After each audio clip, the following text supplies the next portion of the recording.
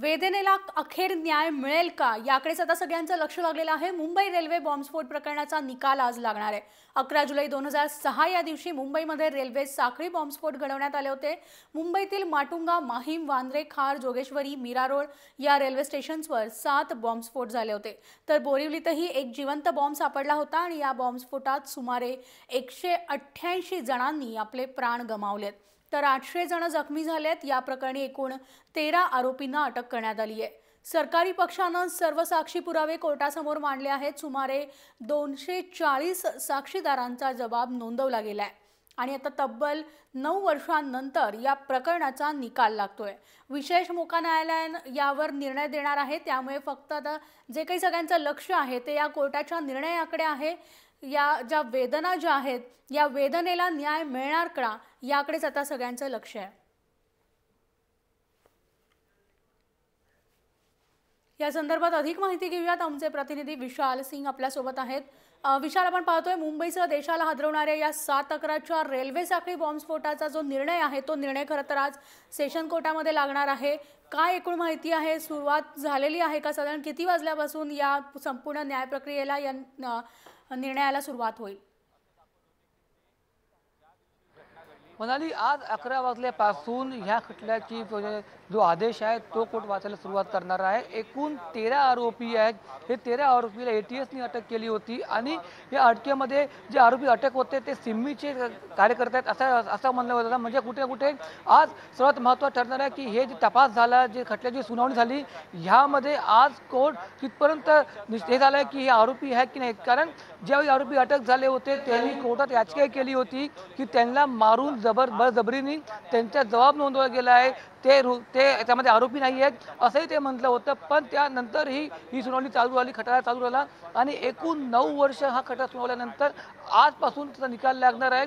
मग सर्वात महत्त्वाचा आज असणार आहे की ATSने जे आरोपी अटक केले आहेत ते आरोपी कितपर्यंत खरे आहेत ह्याचा पण निकाल लागणार आहे। कारण जे आरोपी होते त्यांनी दावा केला होता की ते घटनास्थळी हजर नव्हते, ते त्यावेळी तिथे नव्हते आणि त्याचबरोबर त्यांनी कोर्टात अशी याचिका केली होती की त्यांना मारहाण करून बळजबरीने त्यांच्याकडून जबाब नोंदवला गेला आहे। आणि ATSने मागचे जे खटला सुरू होता त्या दरम्यान असे अनेकशे पुरावे कोर्टात सादर केलेले आहेत। तर ते पुरावे कितपर्यंत योग्य आहेत हे आज कोर्टात ठरेल। कारण जे आरोपी होते तर त्यांचा आपण CDR चेक केला होता, तर CDR त्यांचा गोवंडीचा होता आणि ज्यावेळी ब्लास्ट झाला ते मीरा रोडचे होते असं दाखवलं गेलं होतं। म्हणजे असे अनेकशे तथ्य होते जे समोर यायचे आहेत आणि आज तेच महत्त्वाचं ठरणार आहे की हे जे आरोपी आहेत ते नेमकं आरोपी आहेत किंवा त्यांनी ते आरोपी जे म्हणतायत की आम्ही ते हजर नव्हतो ते आहेत।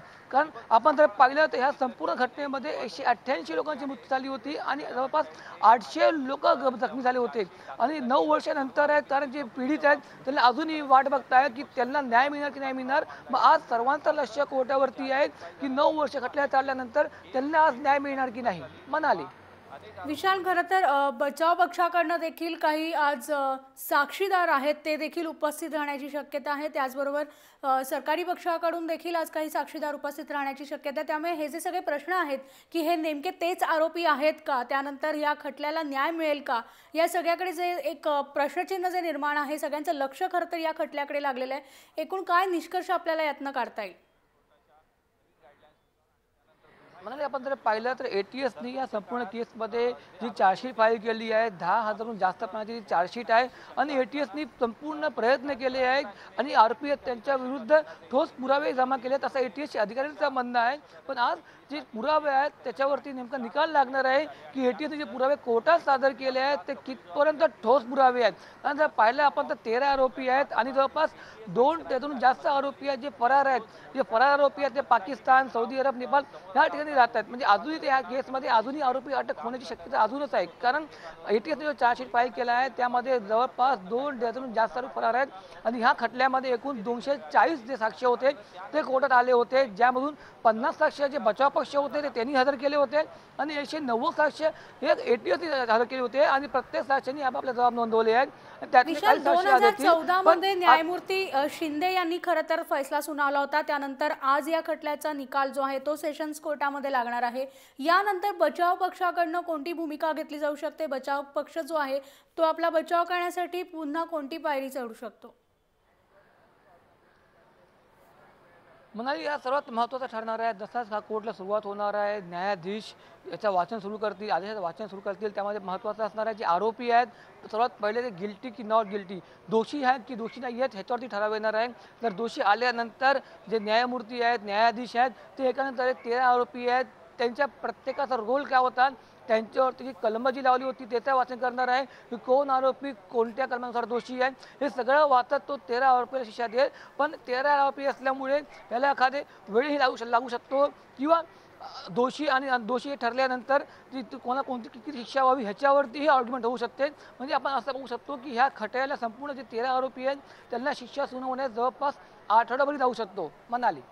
विशाल, संपूर्ण माहितीबद्दल धन्यवाद. दिवसभरातून आम्ही तुमच्याकडून अपडेट्स घेतच राहू.